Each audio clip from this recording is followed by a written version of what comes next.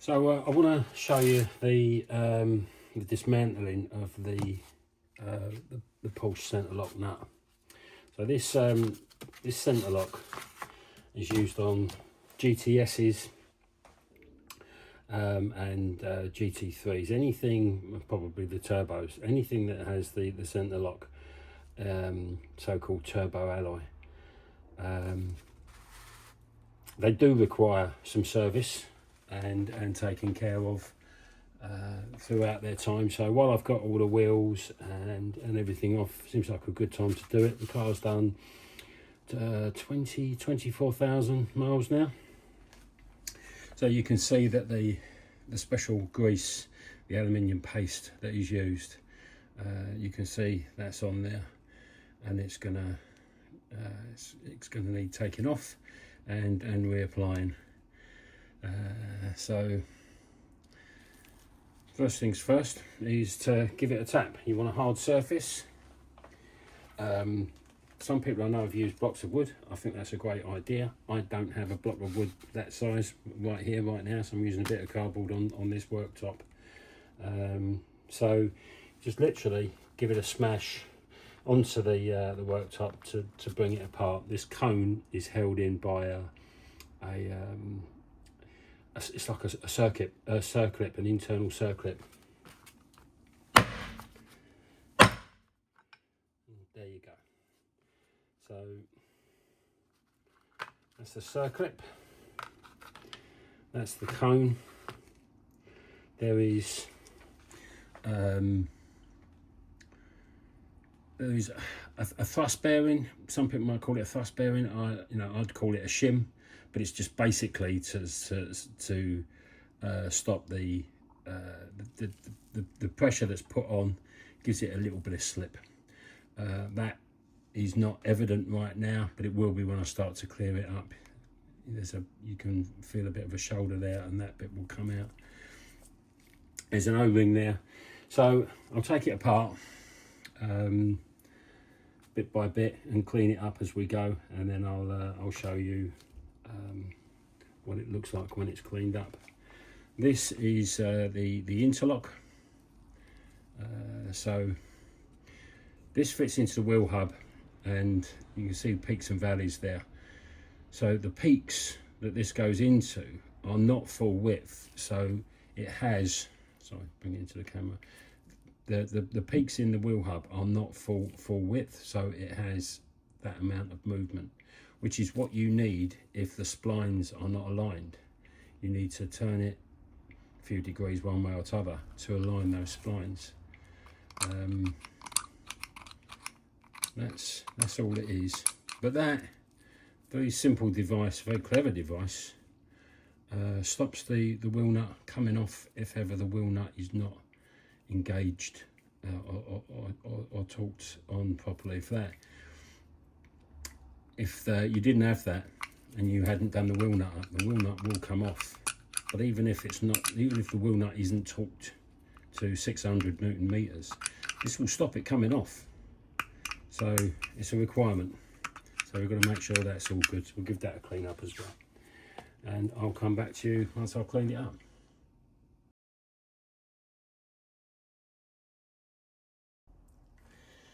Okay, so part two. Once your parts are cleaned up, I've also been bathing this in 303 aerospace protectant, because it does get rid of some of the fading and the anodizing. But that's in another video you'll find on my channel. So now it's all cleaned up, we're ready to go. So interestingly enough, this is not a triangular thread. This is called a trapezoidal thread, based on a trapezium, I guess. So a slightly flared square thread. Interesting enough there. So that all gets greased, inside here gets greased, etc, etc. So what we'll do now, we'll start to get this back together. So put that face down. This is what you need to get. Optimal Paste TA. It's a high temperature paste. It is aluminium, and it is, well, I was going to say nasty stuff, it's not in that sense, but my God, does it get everywhere. Absolutely gets everywhere. It's a bit like Mission Impossible. That's the lasagna, don't get any on you. You don't want this on your clothes, you don't want this on your skin. It sticks like absolute doodah, it really does. So to make a start, I find it easier to squeeze an amount like that out on the corner of your assembly board. I've done the other three, they're all done, so this comes from experience. I'm doing it in an order that kind of works. It works for me. So nut face down, and you're going to put some grease in this area here. Now there are instructions, easy to find on the internet, to be honest with you. Just download them and print them. It tells you what to do with the grease. Mostly it's a 0.2 of a mil to a 0.5 of a mil coating. I don't know quite how you know that, but I just guess that that's the difference between a light coat and a more heavy coat. The only heavy coat that goes on is on the thread section. So let's get going. So this section here is only a light covering, and as my old apprentice master used to say when we was using engineer's blue, you don't have to put it on like strawberry jam. As long as it's coated all the way around, I think is probably enough to meet the 0.2 to 0.5 millimeter target that you're looking for.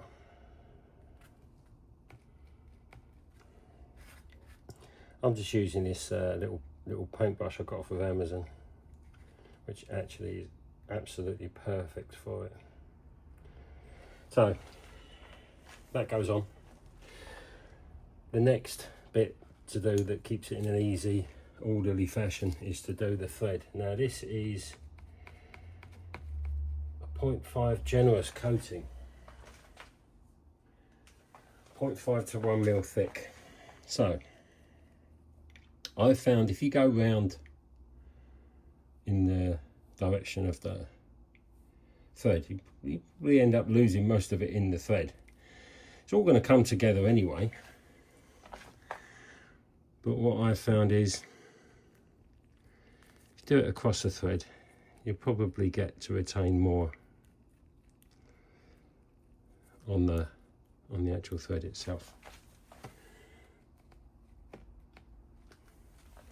This is where you'll use a lot of your paste.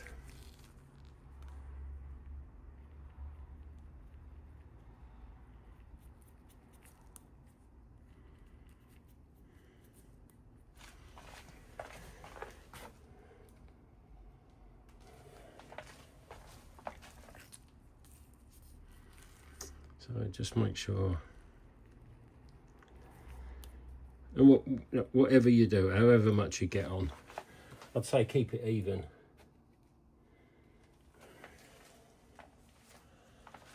You don't want a dirty great dollop in one area and nothing anywhere else. Get it all the way across the thread.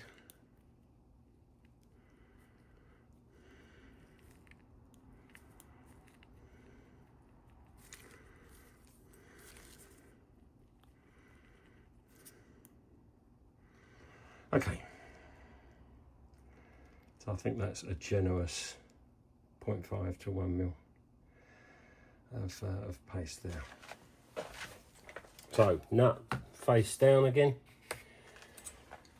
shim, thrust bearing, washer, whatever you want to call it. That goes on next. Couldn't demonstrate you getting that off earlier because once it's in there and it's been in there for a few thousand miles, not only could you not see it, but it was completely vacuum sealed onto that section. So it's a case of when you clean it up, it will become clear and you can lift it out. So as I go, See, I thought I was being neat and tidy, but there you go, it's everywhere. And now whatever you touch will be exactly the same, covered in it. And so I've got a bin down here just with the stuff, with the old grease from the clean-up and the grease from the putting it back together. So, okay, the next bit is the cone. So this actually puts the pressure onto the wheel. The wheel's got a similar gradient on there, got a similar angle, and you can also see that there's the 3 cutouts, 1, 2, 3. So I think as the pressure goes on, the cone actually kind of collapses somewhat, which will increase the pressure on the wheel. When you've cleaned it up, just, you know, in terms of maintenance, just make sure you've got and you can almost see it in this light. There's a continual about 8mm band all the way around, which is what you want on all of these parts. You know, checking for wear. Continual means it's absolutely round. If it was there, but nothing there and there, you've got an oval hole that you're trying to force this into. It's not going to work. So, but interestingly, these holes are, if you like, reservoirs, and they need to be 1/2 to 2/3 full. I don't know quite how you measure that. As you can see, I've put some in before we started. That's going to act as a reservoir to lubricate. This goes against that shim. So we now want our trusty 0.2 of a millimetre to 0.5 of a millimetre coating on the inside of the cone here and on this face of the cone.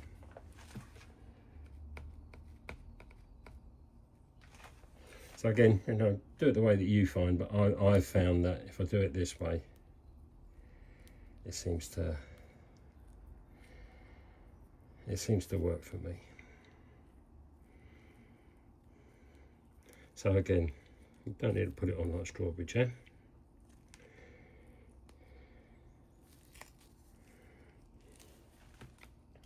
It does need to be a continual ring. Keep it even.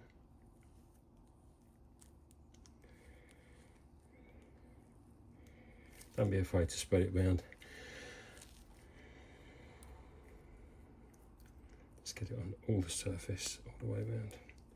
Then I find it's easiest next if I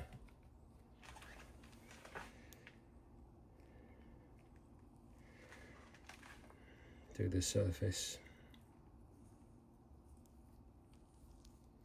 of the cone, and as I say, this is the bit that's going to mate with the shim.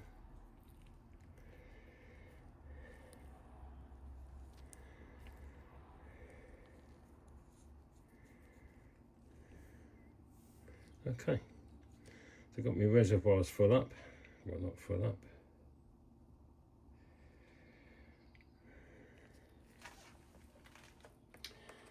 So this bit is not too bad. It's not too bad. What I do suggest you do, and I'm just reaching for a piece of blue paper and a screwdriver. You may need it, depends how you go. What you've got to do, you've got to get this on face down onto the shim like that, but you've also got to get the circlip in, and it's not too bad. It's not too bad. One thing I have been absolutely blown away by on this car, I've done a lot of things on this car in the last 2 or 3 weeks. The quality of engineering has been second to none, which you'd expect, but boy, is it put together well. So what you've got to try and do is get that gap down as small as you can, get it into the nut, and I've found if you get it in that way, so put the open end in first and then put the rest down. You've got the best chance of getting it in one hit. If not, you might need a screwdriver to push that back, but let's see how we go. Sometimes you're lucky first time, other times you're not. So I've got that in, I've got the two ends engaged and collapsed. There you go. And it just sits down with a pleasing light clunk. Move it about a bit. That's just to get that grease moving round. I'm going to wipe my hands. I've done all that good work getting the face of the nut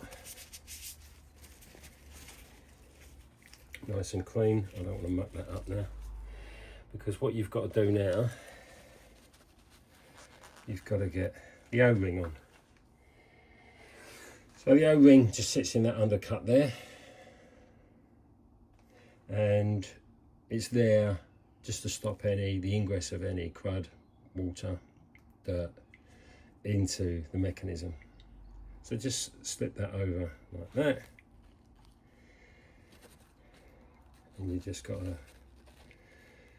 manoeuvre it on,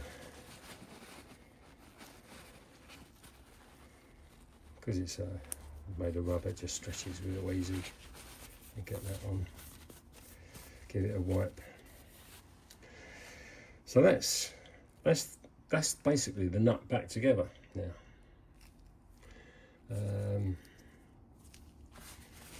It's easy to take apart, as you've seen. It's easy to put back together. There's nothing difficult about it. Make sure you use the right grease. Don't go cheap. It's not worth it.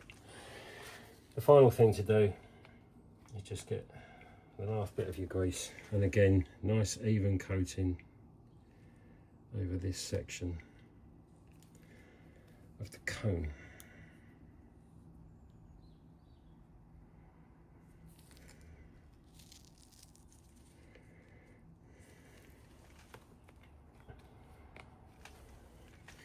This is the bit that's going to interface to the wheel. So just got to make sure that everything that you've done is nice and clean, without grit, dirt,